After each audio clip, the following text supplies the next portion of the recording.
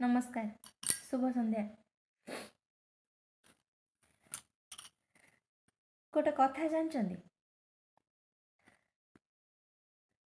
गरीबर छुआ है जन्म होगा किसी खराब कथा नुह कि छोट कथा नुह। जदि आपण से गरीब घरे जन्म होइकी भी निजर जन्म को ठीक भाव में सार्थक करि पारले ताहले आपण आपणक मनीष जन्म को सार्थक कर देइछंती। केही जन्मरू गरीब होइकी आसी न थांती। परिवेश परिस्थिति से भली करि देई थाए।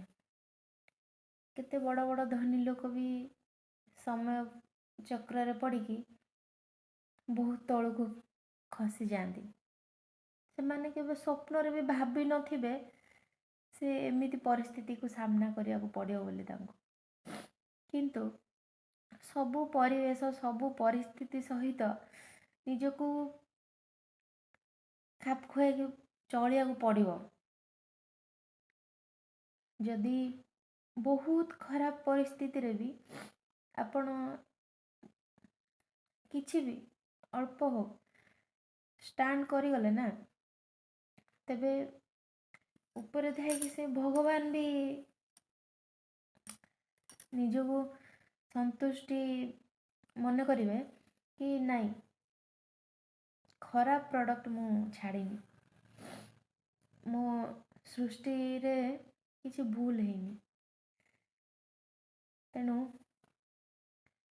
कम से कम से सृष्टि कर्ता पाई निज जीवनटा को सार्थक करंतु। केबे परिस्थिति परिवेश को बाहन बनातुनी कि मो पछको कहीं ना मु केमिति आगु को बढ़ी बुझी पारथिबे।